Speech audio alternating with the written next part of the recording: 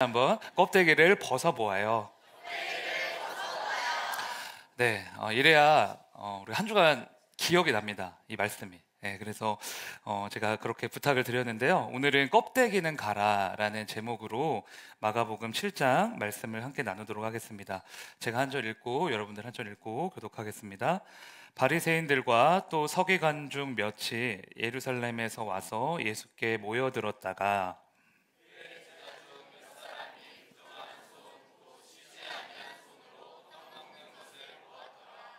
바리새인들과 모든 유대인들은 장로들의 전통을 지키어 손을 잘 씻지 않고서는 음식을 먹지 아니하며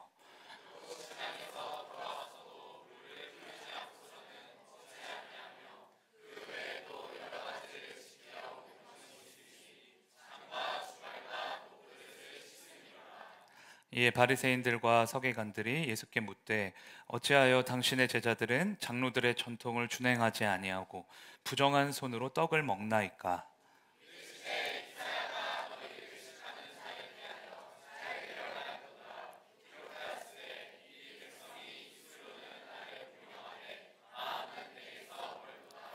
사람의 계명으로 교훈을 삼아 가르치니 나를 헛되이 경배하는도다 하였느니라.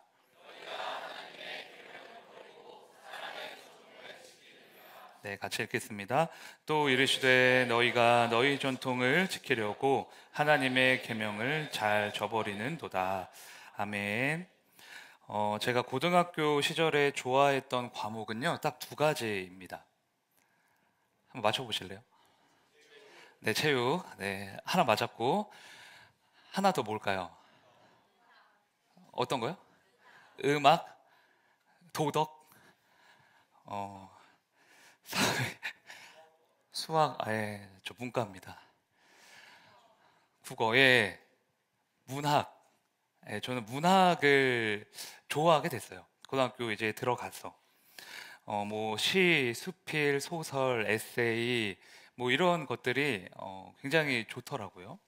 예, 물론 이제 그 만화책 같은 문학도 많이 좋아했습니다.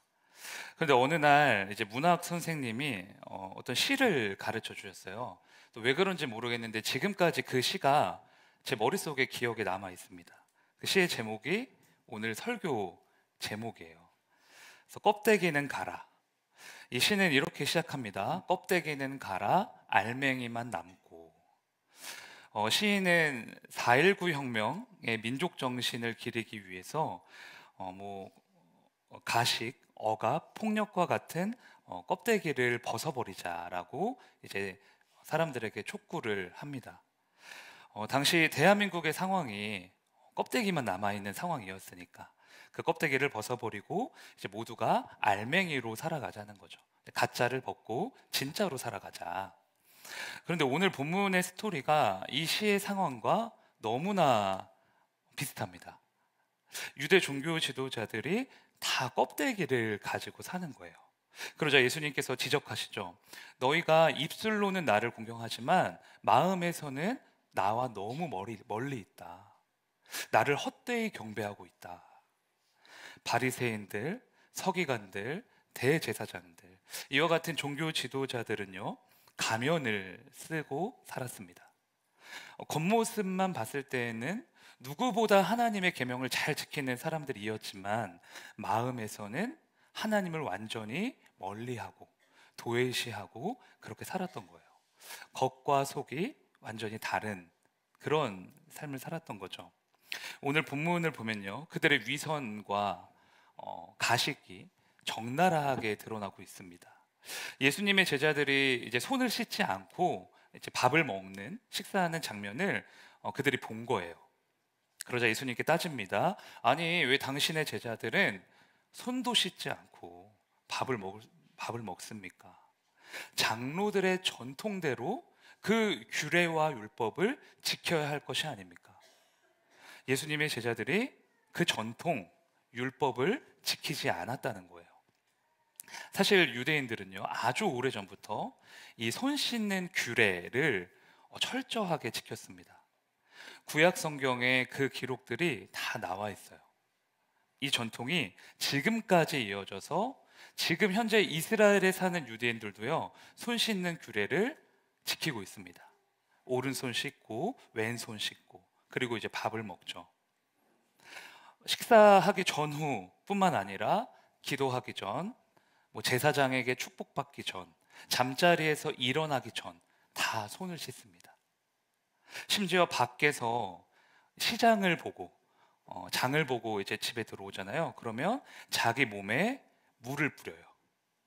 그리고 집에 있는 식기와 컵을 다 닦습니다. 왜? 나는 밖에 나갔다 와서 좀 부정해졌다는 거예요. 부정해지지 않기 위해서, 거룩하기 위해서 그런 이제 율법들을 이제 철저히 지키고 있는 거죠. 여러분, 그렇다면 전통, 이 전통이라는 것은 과연 나쁜 걸까요? 전통. 교회에서도 지금 우리의 신앙생활에서도요, 전통이 있어요. 뭐 예를 들어서 뭐 옷차림은 좀 이렇게 단정하고 예쁘게 잘 입어라. 뭐 강단에 함부로 올라가지 말아라. 뭐 대표 기도할 때는 뭐 이렇게 해라. 뭐 성찬과 세례를 할 때는 이런 마음과 태도로 임해라. 그리고 예전에는 어른들이 주일에 뭐라고 말씀하셨죠? 절대 뭐 하지 마라? 돈을 쓰지 말라고 하셨어요. 절대 돈 쓰지 마라. 이런 말씀 많이 하셨었죠. 사실 우리가 지금 익숙해져서 그렇지, 교회에는요, 잘 찾아보면 전통, 규례 이런 것들이 많이 이미 녹아져 있습니다. 그렇다면 전통이 과연 나쁜 것인가? 무조건 나쁜가? 그건 아닌 것 같아요. 왜? 성경의 역사에서도 찾아볼 수 있듯이 전통과 규례가 만들어진 이유는 거룩함이기 때문입니다. 거룩하기 위해서, 더 하나님을 닮기 위해서, 하나님과 더 가까이 가기 위해서 그런 전통과 규례들을 만든 거예요. 그렇다면 전통 그 자체는 좋은 것 같아요. 율법 그 자체는 아주 선한 것입니다. 그러나 문제는 뭘까요? 전통이 전통주의가 되고 율법이 율법주의가 되고 우리가 지키고 있는 이 형식들이 형식주의가 되면 문제가 됩니다. 전통주의, 형식주의가 뭘까요? 하나님의 말씀이 아니라 지금 내가 정한 기준, 또 우리 공동체가 정한 그 모든 규례들이 하나님의 말씀보다 더 앞서 나가는 거예요. 말씀을 철저히 지키려고 전통을 만들었는데 그 시간이 흘러서 그 전통이 하나님의 말씀을 폐하게 되는 그러한 이제 우를 범하게 되는 거죠. 그런 것 같아요. 지금 한국 교회에서 심심치 않게 볼 수 있는 현상인 것 같습니다. 말씀보다 교회의 전통이 더 옳고, 말씀보다 교단의 법과 수칙이 더 옳고, 말씀보다 목회자의 철학과 생각이 더 우선이다. 거기서부터 교회가 썩어가기 시작합니다.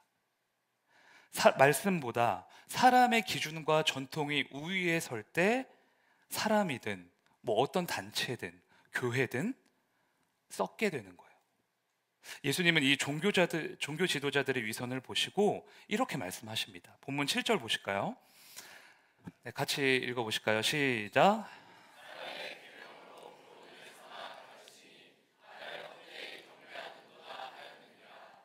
메시지 성경에서는요, 이 구절을 이렇게 번역했어요.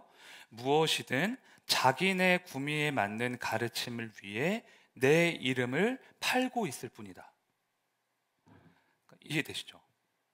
그러니까 자신들이 세운 전통을 지키기 위해 자신들의 구미에 맞는 가르침을 하기 위해 예수님의 이름을 팔고 있다. 종교인이라는 탈은 썼지만 실상은 장사꾼이다. 여러분, 그런데요, 이 종교 지도자들의 모습이 우리에게도 나타날 때가 있습니다. 전통과 형식을 지킨다는 명분 아래 사람을 업신여기고 하나님의 말씀을 오히려 폐하는 거예요. 내가 정한 기준, 내가 정한 전통, 내가 주장하는 옳음이 하나님보다 앞서는 거죠. 우리 그럴 때 많잖아요. 내 주장을 관철시키기 위해서 말씀을 막 이용해요. 그러면 우리는 어떻게 이 문제를 해결해야 될까? 저는 그렇게 생각해요. 선택의 훈련을 해야 된다. 여러분, 하나님은 우리에게 믿음을 선물로 주셨습니다. 그 이유는 구원도 있지만 그 믿음을 가지고 그걸 무기 삼아서 그걸 사용하라는 거예요. 그걸 언제 어디서나 사용하라는 뜻입니다. 그렇다면 믿음으로 늘 선택을 하셔야 돼요. 내가 옳다고 여기는 것을 선택하는 것이 아니라 하나님의 말씀을 선택하는 것입니다. 청년분들이 늘 저한테 이렇게 얘기해요. 목사님, 저번 주에도 제가 너무 옳았어요. 제가 기준이 앞섰어요.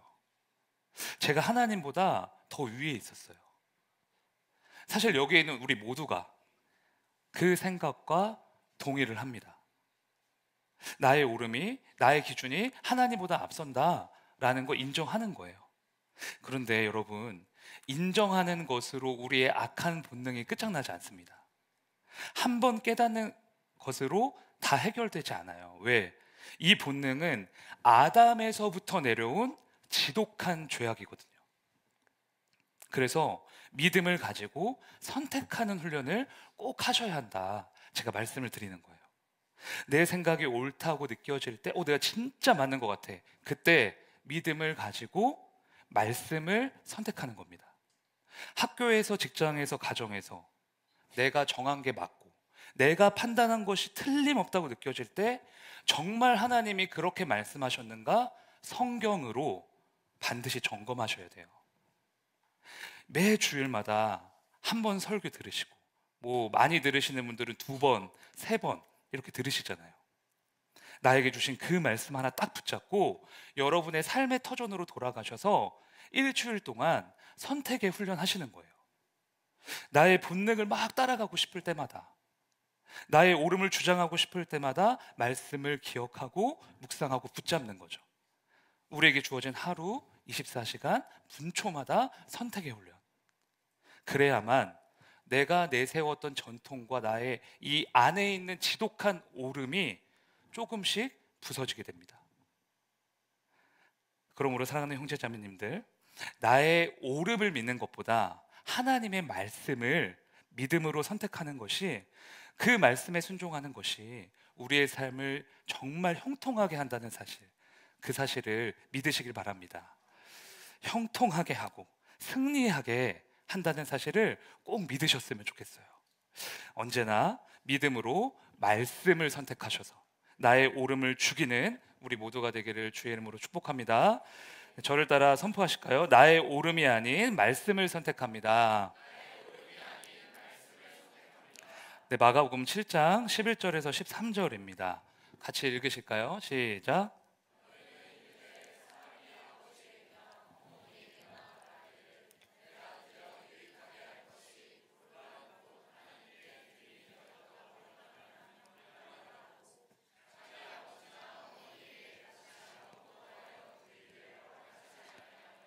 너희가 정한 전통으로 하나님의 말씀을 폐하며 또 이 같은 일을 많이 행하느니라 하시고, 가면을 쓰고 있는 종교 지도자들에게 예수님이 이 당시 사람들에게 친숙했던 고르반이라는 제도를 말씀하십니다. 고르반이 무엇이냐 하면 하나님께 드리기 위해 성별된, 그러니까 구별된 예물이에요.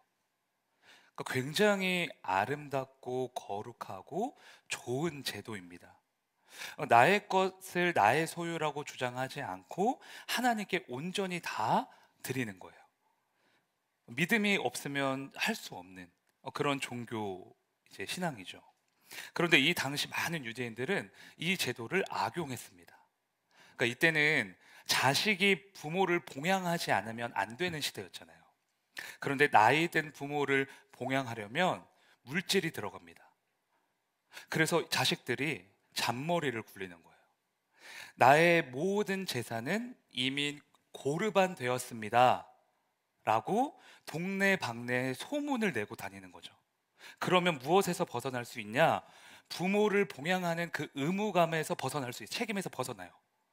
그런데 고르반 했다고 하면서 실제로는 그 예물을 하나님 앞에 다 드릴까요? 안 드릴까요? 안 드려요.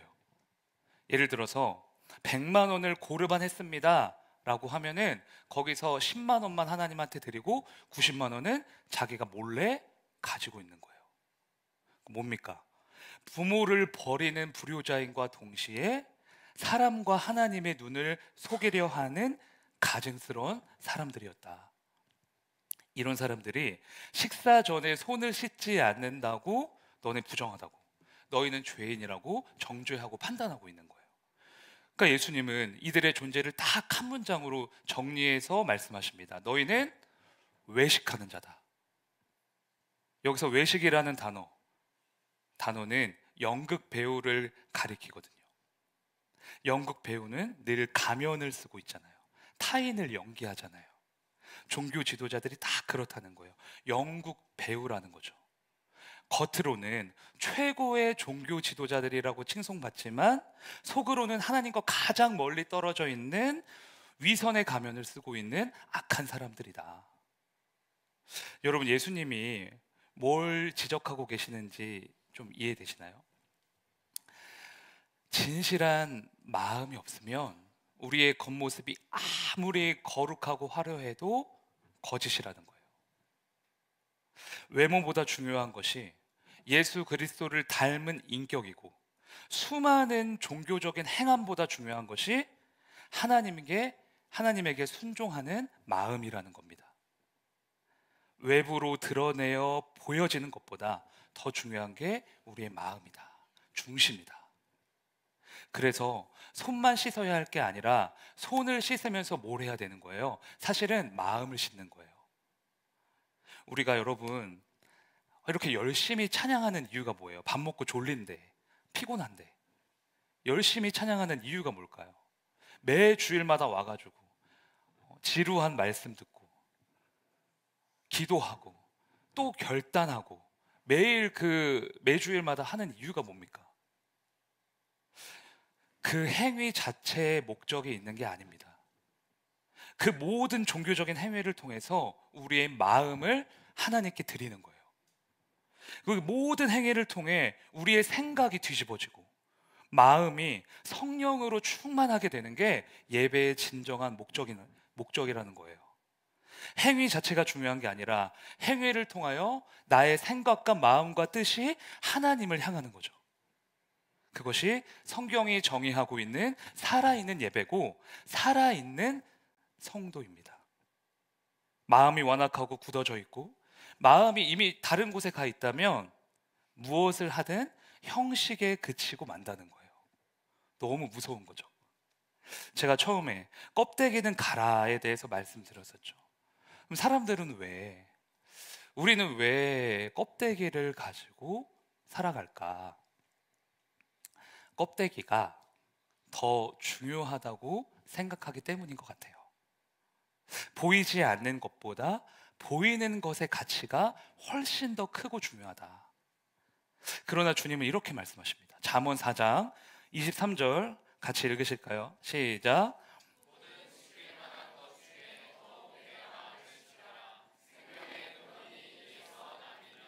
아멘. 여러분, 생명의 근원이 어디서 나옵니까?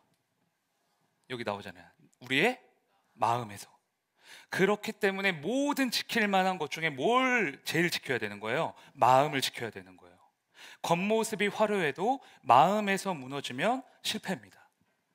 겉으로 그럴듯한 종교적인 모습을 갖추고 있어도 우리 마음에 이웃을 향한 시기와 미움이, 그 악독이 가득하고 하나님을 향한 불평과 원망과 대적이 가득 채워져 있다면 그 사람은 이미 영적 전쟁에서 실패하고 있는 것이다.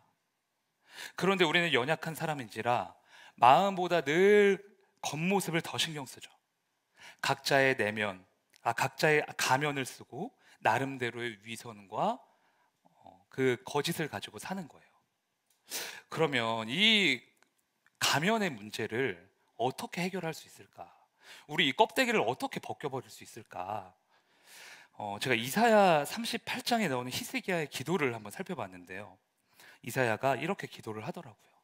이사야 38장 3절 보실까요? 같이 읽겠습니다. 시작. 이르되 여호와여 구하오니 내가 주 앞에서 진실과 전심으로 행하며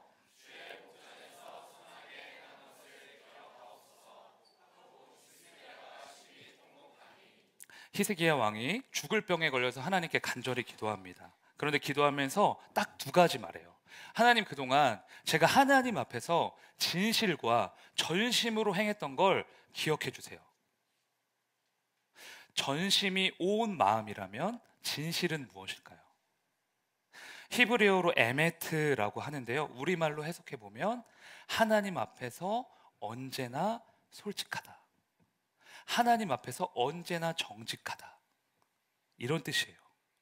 히스기야는 한 나라의 왕이었지만 하나님 앞에서만큼은 늘 정직했던 거예요. 자신의 부족함, 연약함, 죄악까지, 그 추악함, 그 모든 것을 다 고백하고요, 하나님께 드러냈던 거죠. 종교적인 형식이 아니라 하나님 아버지와의 관계를 훨씬 중요하게 생각하고 있었던 겁니다. 여러분, 위선이 왜 생길까요? 숨기기 때문에 생깁니다. 가면을 왜 쓰게 될까요? 더럽고 추악하고 볼품없는 나의 실체를 다른 것으로 포장하고 싶기 때문이에요. 그러나 여러분, 하나님 앞에서 우리가 숨길 게 있겠습니까? 뭐 숨긴다고 해도 숨겨지지도 않아요. 주님은 어디에나 계시는 분이시잖아요. 그렇다면 우리가 해야 할 일이요, 분명해집니다. 있는 모습 그대로 주님 앞에 나아가는 거예요.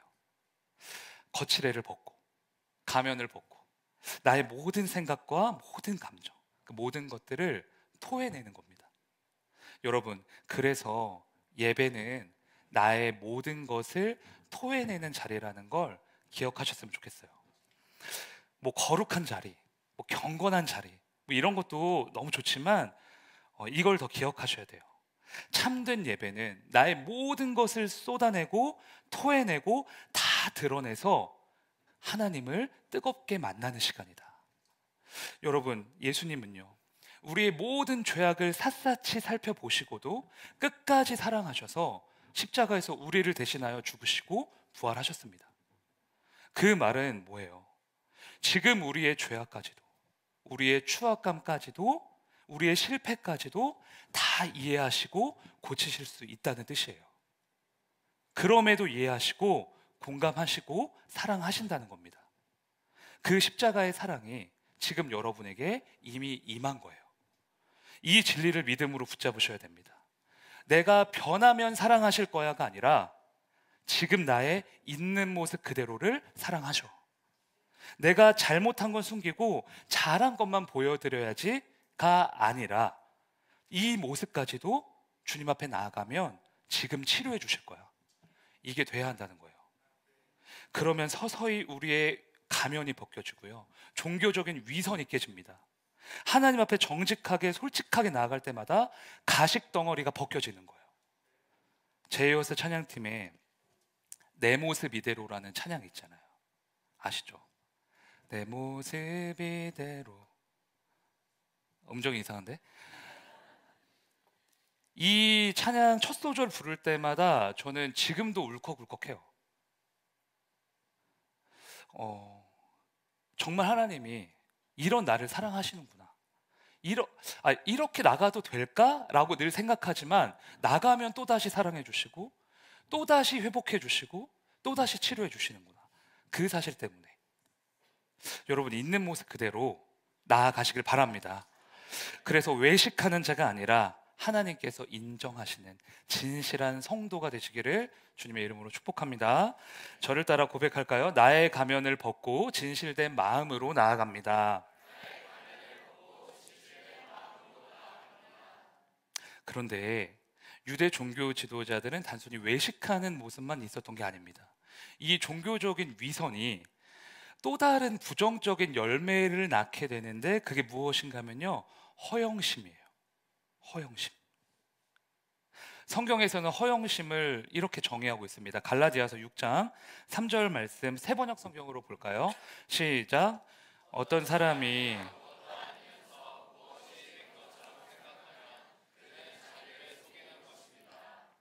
저 이 말씀 딱 보자마자 뭐가 생각이 났냐면 그 범죄도시의 초롱이가 생각이 나더라고요.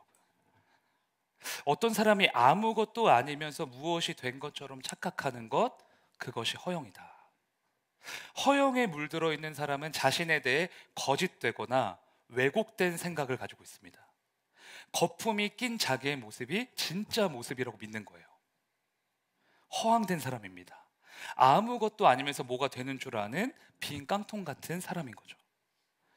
사복음서를 잘 살펴보면 이 허영심이 잔뜩 낀 바리새인들의 모습이 엄청 많이 나와요. 사람들에게 보여주려고, 사람들이 오고 가는 길거리에서 두 손을 높이 들고요, 큰 소리로 기도합니다. 그리고 사람들한테 잘 보이려고 일주일에 2번씩 11조를 해요.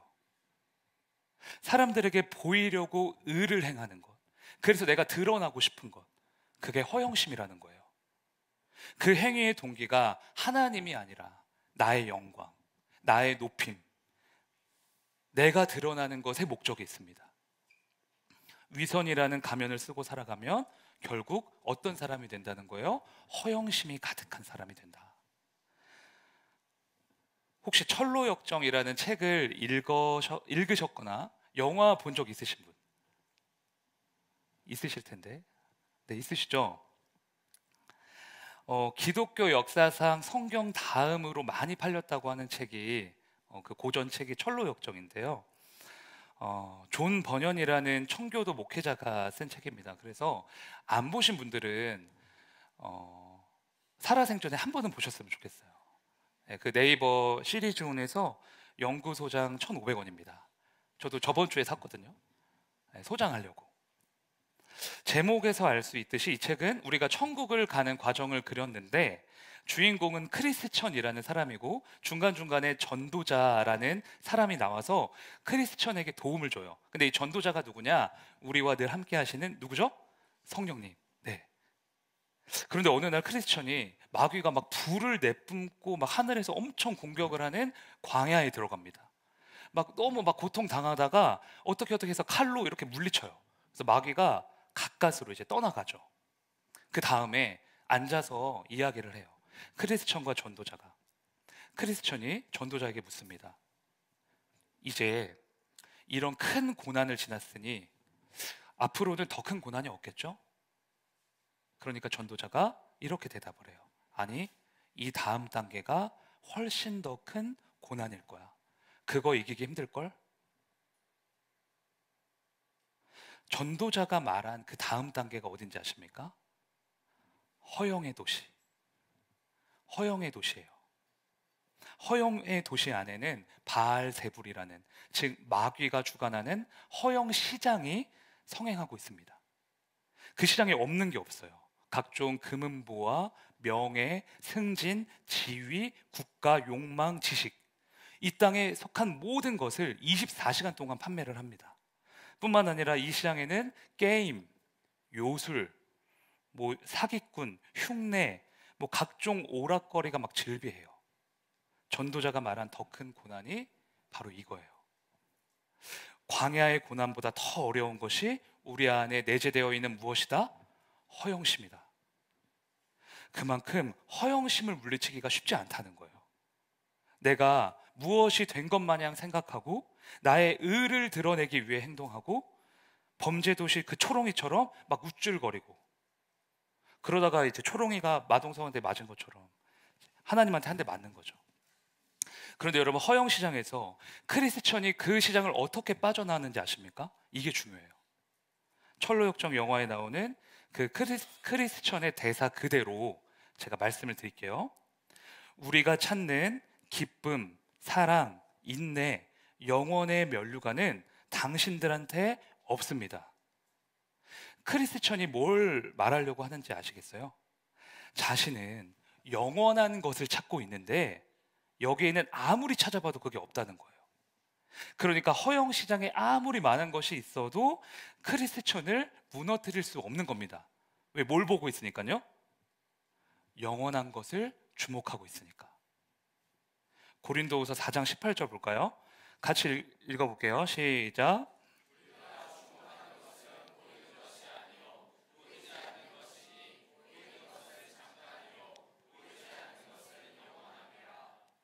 크리스천은 이 말씀을 붙잡고 있었던 거예요.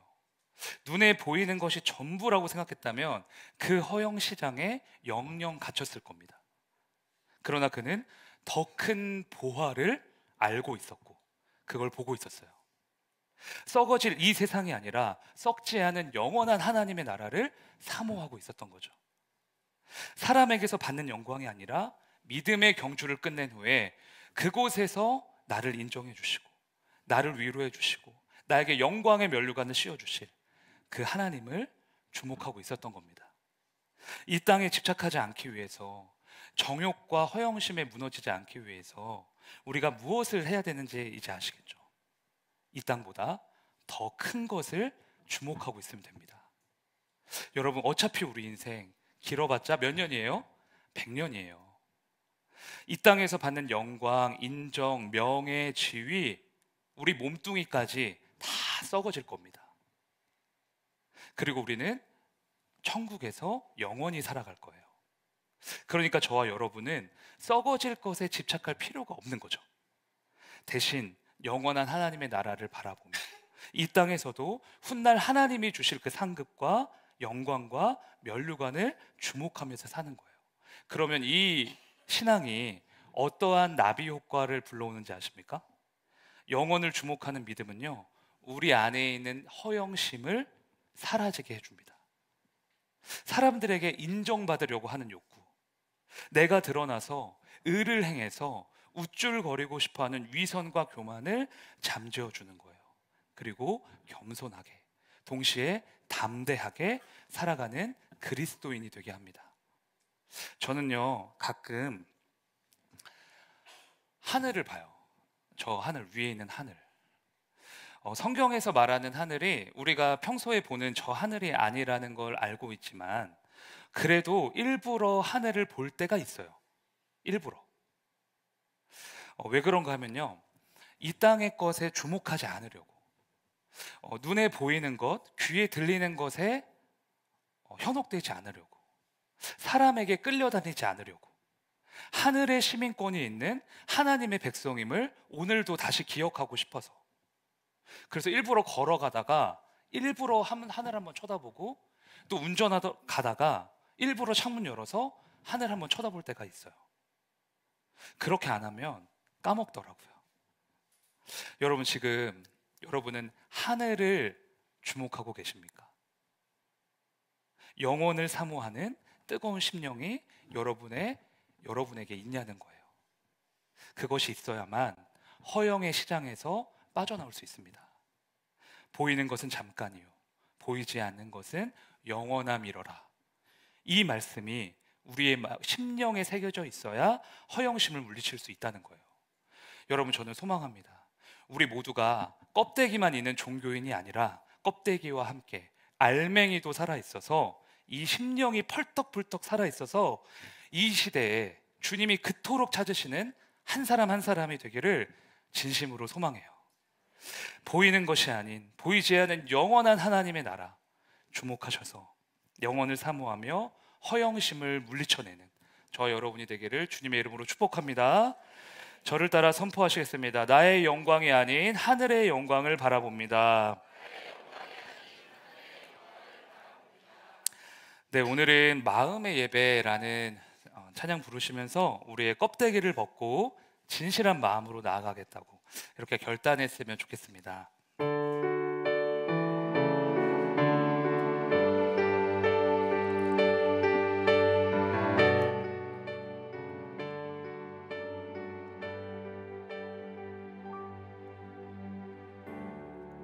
찬양의 열기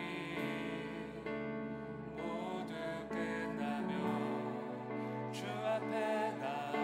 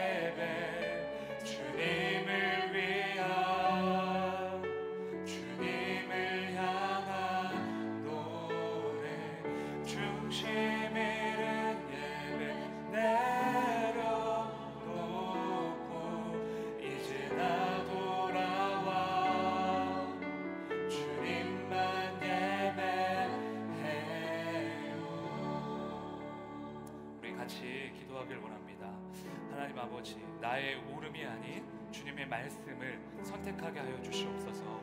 나의 가면을 벗고 진실된 마음으로 나아가게 하여 주시옵소서. 나의 영광이 아닌 하늘의 영광을 바라보니 우리의 허영심과 가면과 위선을 벗겨지게 하여 주시옵소서. 시간 주님의 이름 한번 부르시고 함께 기도하겠습니다. 주여